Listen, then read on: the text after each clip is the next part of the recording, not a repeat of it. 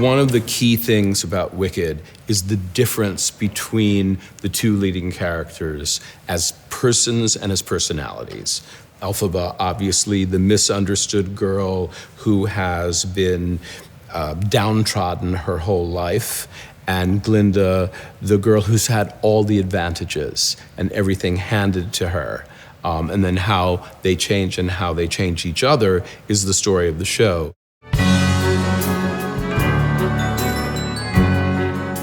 So when I was first working on it and just trying to find musical themes for the two, how did they sound? One of the very first things that I came up with was a little motif. This is the sound of the Wicked Witch, and it's the thing that goes. Just that. Because I wanted to think like, what is like wickedness? What is a sound of something that would be, she's strong, she's scary, she's powerful, she's who we think the Wicked Witch is. But then I wanted a theme or a musical sound that was her true power, her strength, and what would we hear when she came into that? And that was this. Then became the motif for Defying Gravity. And again, I wanted something that just sounded like a building awareness, self-awareness of one's own power.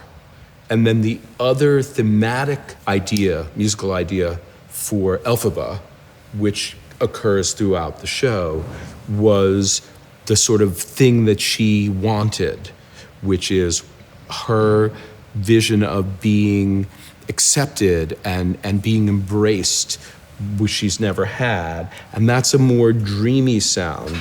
And so that was this. And what we call the unlimited theme, where she sings, unlimited, my future is unlimited, and so on. So that what I was trying to achieve was a kind of hopefulness and longing and aspiration. So those three themes were really what the music for Elphaba grew out of.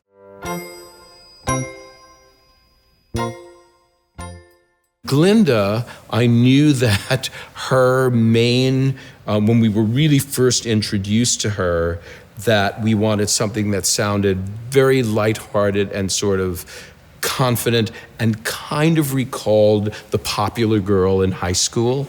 And so I tried to come up with something that didn't sound exactly like what we in America call bubblegum music, but that was sort of like that kind of feel that is sort of like a little mindlessly cheerful.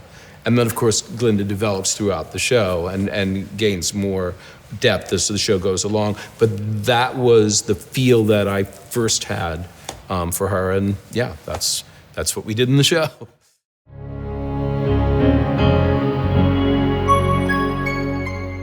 To me, Defying Gravity was about our main character coming into her own power.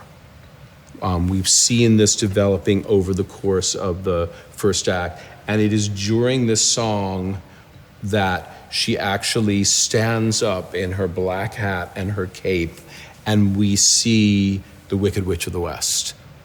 And from the very first beginning of working on the show, Winnie Holtzman, my collaborator, the book writer, and I knew that was where we wanted to be at the end of the first act. I was trying to find a theme, a musical theme that suggested to me a growing power, and it was this.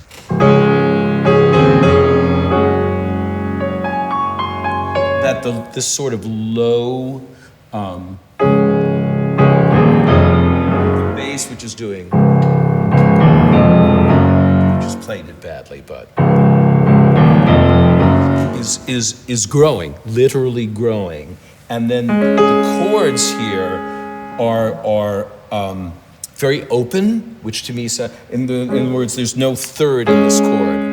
You know, you're not playing, which is a more tonic and they're more gentle chord. This very first sound is, to me, very strong. It's in D flat, which is the strongest sound on a piano. And just so these two chords do have thirds in them. They're full chords, but they're voiced strangely. They're not voiced, and then again, you end on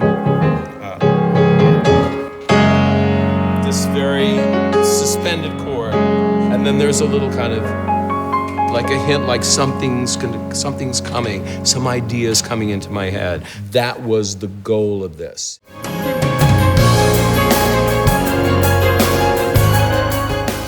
The idea was just that the song would get increasingly rhythmic as her power developed, that we would return in the middle of it to the unlimited theme, to the aspirational theme again, because that's a motif that goes through the show.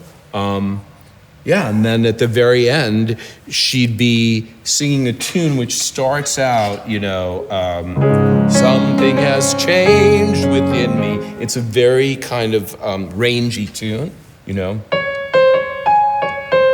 But at the end, when she's finally flying and she's up there, instead of singing the tune that way, she just stays up. She's like, so if you care to find me, look to the western sky.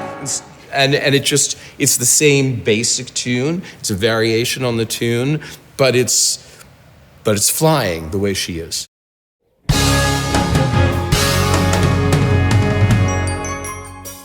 Well, because it's a song about empowerment, and it's a song about first feeling and then owning your power. And I think a lot of people, including myself, yearn for that experience, value it if we happen to have that experience. Yeah, I think there's a universality about wanting to feel strong in the world, and about wanting to feel that you're strong in who you are, not being masked, not trying to be somebody else wants you to be, And it's in this song that the character of Elphaba just gives up trying to be anybody but herself. She says, too long I've been afraid of losing love, because she's always wanted to be loved. But then she says, well, I guess that's lost. And if that's what love is, then it comes at too high a cost. It costs me too much. I need to be who I am. I'm going to try defying gravity, which is just a metaphor for saying I'm going to fly on my own terms and with my own wings, or my own broom, I suppose.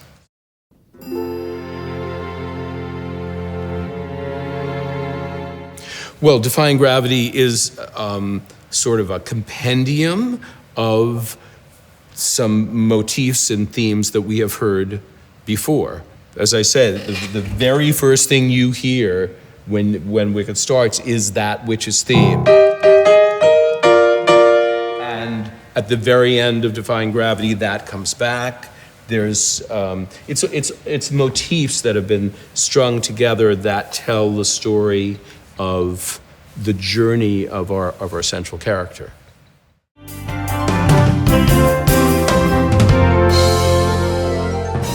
Well, I mean, every now and then in the theater, you get a moment where all the creative elements from the creative team are just firing on all cylinders. And I think that's what happened to us in Wicked. There was a song that was about empowerment that allowed, in the case of our original cast member, Idina Menzel, but the other young women who have followed her, someone who had great ability to give full voice to that.